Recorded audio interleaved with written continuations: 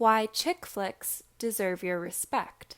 As someone who has loved and enjoyed quote-unquote chick flicks since childhood, the amount of flack the genre receives from the general public has always gotten on my nerves. But considering most things that are tied to femininity have a tendency of becoming society's punching bag, I suppose I shouldn't be all that surprised.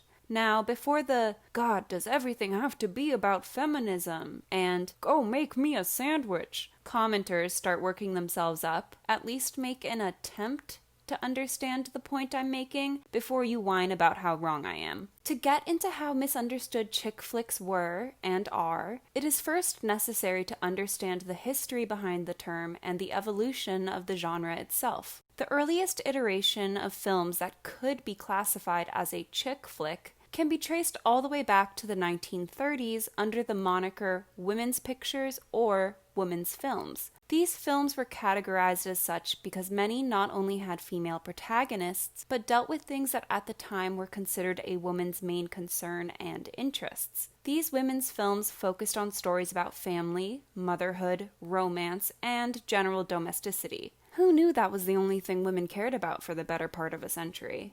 Movies from this time period that are widely considered to fall under this woman's film category are Gone with the Wind, Jezebel, The Women, and Gaslight. In the years following, the woman's film rose and fell in popularity sporadically, all the while evolving with the times and adapting to appeal to the new modern woman. Instead of exclusively dealing with home life, women's films of the 60s, 70s, and 80s were rebranded for contemporary audiences, often revolving around the workforce and the refusal to obey traditional societal roles like getting married or having children. Stories about substance abuse, mental illness, and adultery also rose in popularity. This shift in message can be attributed to the rise in women's rights movements that at the time were working towards granting women more freedom and independence in their lives, from their careers to bodily autonomy. Women's films from the period that showcase these themes are The Color Purple, Working Girl, Valley of the Dolls, Breakfast at Tiffany's, 9 to 5, and The Group. In the 1980s, the teen film rose in popularity, largely thanks to John Hughes, who capitalized on the untapped market that were adolescents. Not only were teens now given more independence than years prior, but with the rise of industries that needed cheap labor, they now had money to spend. Like the women's film, teen films were named after the demographic they were designed to appeal to, and teen films revolved around school, parties, peer pressure, cliques, and pop culture in general.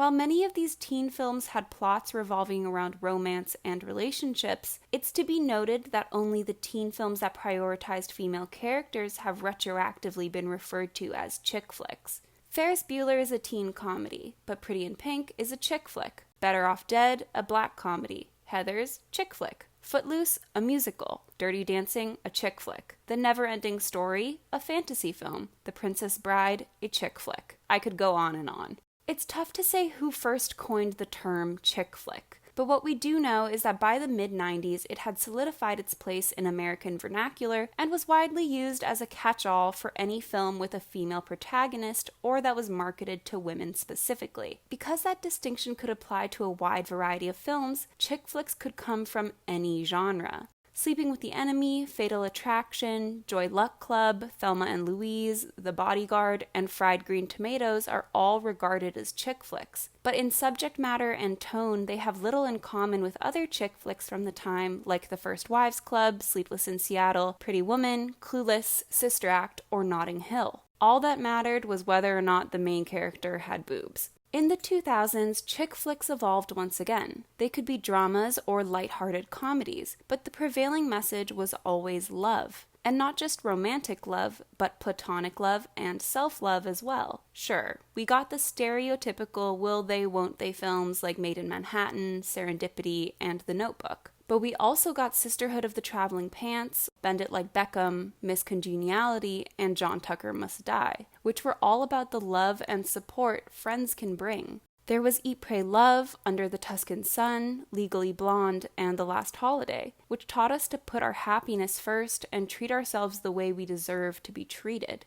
It was strangely empowering and something I really miss in films today. The rom-com as a whole was fairly popular in the 2000s. I guess the film industry finally realized how profitable they were, but it resulted in a lot of misguided garbage films created by men under the guise of being a chick flick. They thought they could stick a popular actor in anything, advertise a romance happening, and it would be an instant success. It shows just how little respect they had for their audience and how little they understood about the genre. These awful movies gave their lead, usually socially inept, male characters everything they wanted, and the women in these stories were sweet, selfless, incredibly sexual beings that expected absolutely nothing in return. They should have just cast a sex doll. If you can't remember watching a movie like that, consider yourself lucky, because back in my day, I sat through The Heartbreak Kid, The Girl Next Door, Good Luck Chuck, She's Out of My League, 40 Days and 40 Nights, and The Invention of Lying.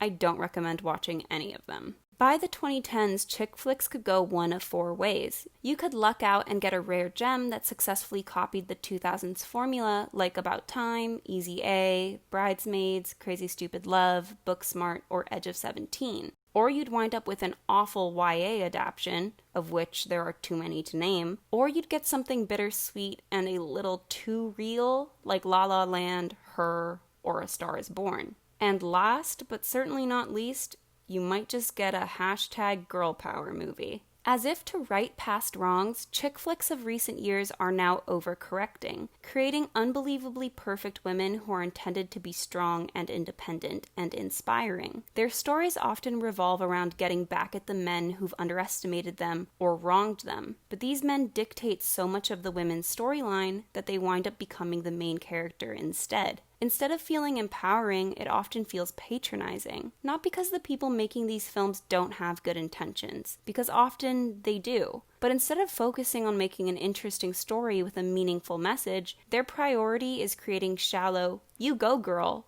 moments that rarely hit the mark. Examples I can think of are The Hustle, Charlie's Angels, Mulan, and The Craft Legacy. Notice how they're all remakes or sequels? I guess empowered women today don't deserve their own stories.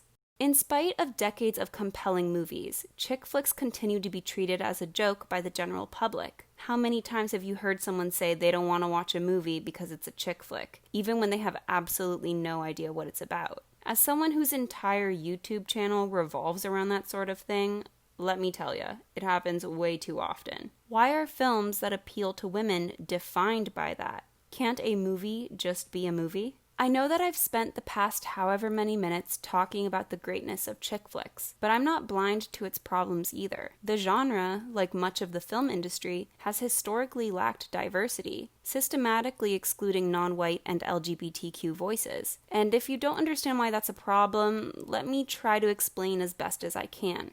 Since the inception of film, white male voices, faces, and stories were the priority. People of color, especially black people, were the butt of the joke, or even worse, made the villain. The Motion Picture Production Code, aka the Hays Code, was applied to the majority of American films between 1934 and 1968. They had a variety of absurd rules, but one of their most offensive was no miscegenation, meaning no relationships between actors of different races could be shown on screen. If you decided to cast a white male as your lead, you had no choice but to have a white woman playing opposite. And considering most film studios of the time were run by old white men who only cared about money, they had absolutely no problem with this. This discriminatory rule was in place for decades, and by the time the Hays Code was finally abandoned, its ideologies had already cemented itself in the industry and into the American subconscious. It's taken decades to see the amount of representation we're getting now, and it's still minuscule compared to the amount of time, money, and resources that are given to stories about white men. It's incredibly rare to find a rom-com that features a woman of color in more than a supporting best friend role.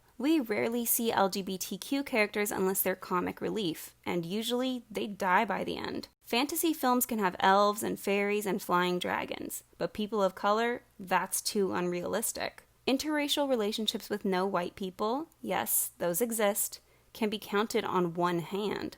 How many people haven't gotten to see someone with their skin color get a fairy tale ending? How many people who aren't a size 2 feel like they have to change what they look like to be loved and accepted? How many kids are looking for a role model who will let them know that things are going to be okay? How many movies do we have to make about Marilyn Monroe before we get one about Eartha Kitt? If there was ever a film genre that could break what's been considered the norm for so long, it's chick flicks. They've been evolving and adapting with the times for nearly 100 years. It's time to change once again. And for the better this time. Let the 2020s be the decade that chick flicks give a voice to all the people who've systematically been silenced. Let chick flicks show us why they deserve our respect. And perhaps most importantly, let's support them when they do.